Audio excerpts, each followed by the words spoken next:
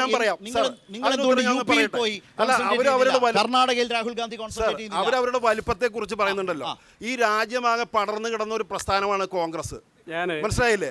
ഇപ്പൊ 2.5 സംസ്ഥാനത്തിലാണ് ഭരിക്കുന്നത്. 2.5 സംസ്ഥാനത്തിൽ ഞങ്ങൾ 3 സംസ്ഥാനത്തിലേ ഉണ്ടായിരുന്നുള്ളൂ. അത് ഒരു സംസ്ഥാനത്തിലുണ്ട്. അവിടെ കെട്ടണങ്ങിട്ടൊന്നുമില്ല. അത് മുന്നോട്ട് പോകും. രാജ്യത്തിനകത്ത് സംഘപരിവാറിനെതിരെ വലിയ പോരാട്ടം നടത്തുന്നത് കേരളത്തിനകത്ത് കമ്മ്യൂണിസ്റ്റ് പാർട്ടിയാണ് എന്ന് പറഞ്ഞു. രാജ്യത്തിനകത്ത് സംഘപരിവാറിനെതിരെ പോരാടുന്നത് ആരാണ്? ഇന്ത്യ മുന്നണി. ആ ഇന്ത്യ മുന്നണിയിലെ പ്രധാനപ്പെട്ട കക്ഷി ഏതാണ്? CPM എത്ര സീറ്റിൽ മത്സരിക്കുന്നു? എത്ര സീറ്റിൽ വിജയിക്കും? ആരാണ് ഇന്ത്യ മുന്നണിക്ക് ഭരണം കിട്ടിയാൽ അല്ലെങ്കിൽ നേതൃസ്ഥാനം കിട്ടിയാൽ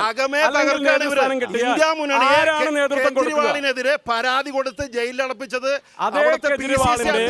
അതേ കെജ്രിവാളിന്റെ ഭാര്യയെ തൊട്ടടുത്ത് പിടിച്ചിരുത്തി അവിടെ രാംലീല മൈതാനിയിൽ യോഗം നടത്തി പ്രസംഗിച്ച നേതാവിന്റെ സോണിയാഗാന്ധി എന്നാണ്.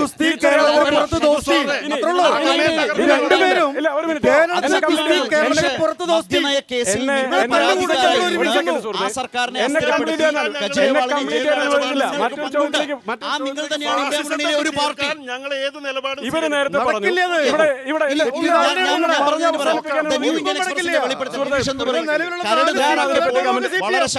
ഞാൻ അതിനെപ്പറ്റി കമന്റ് ചെയ്യാൻ ഉദ്ദേശിക്കുന്നില്ല. ആ പ്രകടന പത്രികയിൽ